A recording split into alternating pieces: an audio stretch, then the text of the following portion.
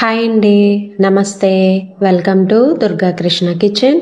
పిల్లలు ఏమైనా తినడానికి అడిగినప్పుడు ఇలా ఒకసారి చేసి పెట్టండి. చాలా ఇష్టంగా తింటారు. టేస్ట్ కూడా కొంచెం డిఫరెంట్‌గా చాలా చాలా బావుంటుంది. పాలకూర పరోటా అండి. ఈ పరోటా టిఫిన్స్‌లోకైనా, స్నాక్స్‌లోకైనా చాలా బావుంటుందండి. ప్రిపరేషన్ టైం కూడా ఒక పావుగంటలో ఈజీగా ప్రిపేర్ చేసుకోవచ్చు. అలానే పాలకూర అనేది హెల్త్‌కి చాలా మంచిది కదా! పిల్లలైతే కొంచెం పాలకూరతో చేసే కర్రీస్ ఏదన్నా తినడానికి ఇష్టపడరు కదండీ! ఒకసారి ఇలాగా పాలకూర పరోటా చేసి పెట్టండి. వారంలో ఒకసారైనా ఇష్టంగా తినేస్తారు. వీడియోలోకి వెళ్ళే ముందు మీరు కనుక ఫస్ట్ టైం నా ఛానల్‌ని వ్యూ చేసినట్లయితే తప్పకుండా వీడియోని లైక్ చేసి, షేర్ చేసి, కామెంట్ చేయండి. మీరు లైక్ చేయడం వల్ల ఈ వీడియో అనేది మరికొంతమందికి రికమెండ్ అయ్యే ఛాన్స్ ఉంటుంది. అలానే ఈ వీడియో గనుక మీకు నచ్చినట్లయితే తప్పకుండా ఛానల్‌ని సబ్స్క్రైబ్ చేసుకుని పక్కనే ఉన్న బెల్ ఐకాన్‌ని గనక క్లిక్ చేసినట్లయితే నేను పెట్టే ప్రతి వీడియో యొక్క నోటిఫికేషను మీకొస్తుందండి. ఇంకా లేట్ చేయకుండా ఈ పాలకూర పరోటా తయారీ విధానం ఎలాగో చూసేద్దాం.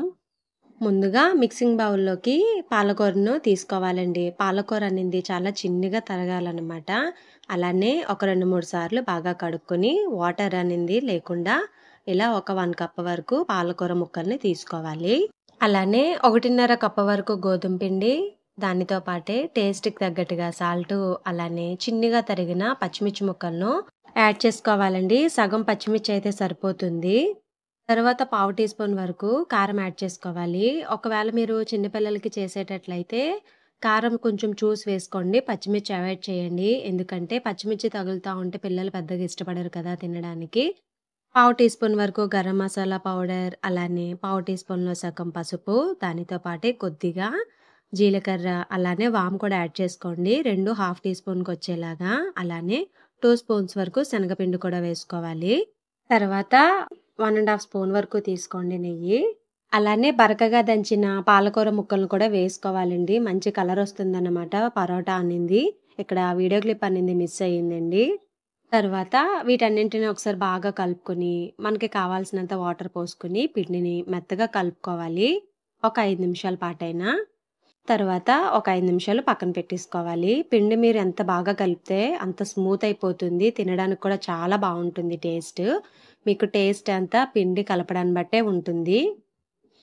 తర్వాత మనకి కావాల్సినంత సైజులో ఇలా పిండి ముద్దను తీసుకుని, పొడి పిండిని జల్లుకుంటూ వీడియోలో చూపిస్తున్న విధంగా చపాతీలాగా ప్రిపేర్ చేసుకోవాలి.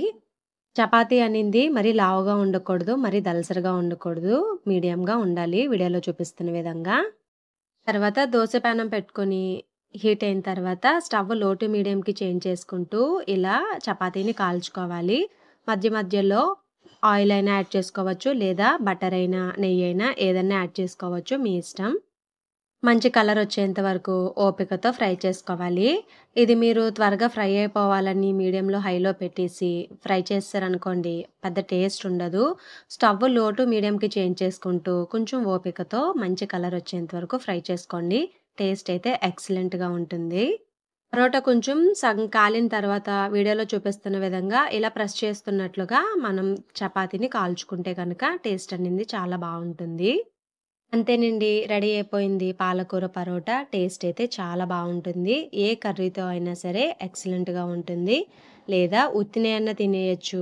లేదా టొమాటో కెచప్‌తో కూడా చాలా బావుంటుందండి. పరోటాకి టొమాటో కెచప్ అప్లై చేసి రోల్ చేసి ఇచ్చేస్తే పిల్లలు చాలా ఇష్టంగా తినేస్తారు. కాకపోతే పాలకూర అనేది చాలా చిన్నగా తరగాలి. ఈ వీడియో మీకు నచ్చిందనే అనుకుంటున్నా. మీకు గనక ఈ వీడియో నచ్చినట్లయితే ప్లీజ్ లైక్ చేయండి, షేర్ చేయండి, కామెంట్ చేయండి. కొత్తగా ఛానల్‌ని వ్యూ చేసేవాళ్ళు సబ్స్క్రైబ్ చేసుకొని పక్కనే ఉన్న బెల్ ఐకాన్‌ని గనక క్లిక్ చేసినట్లయితే నా వీడియోస్‌ని మీరు రెగ్యులర్‌గా ఫాలో అవ్వచ్చు.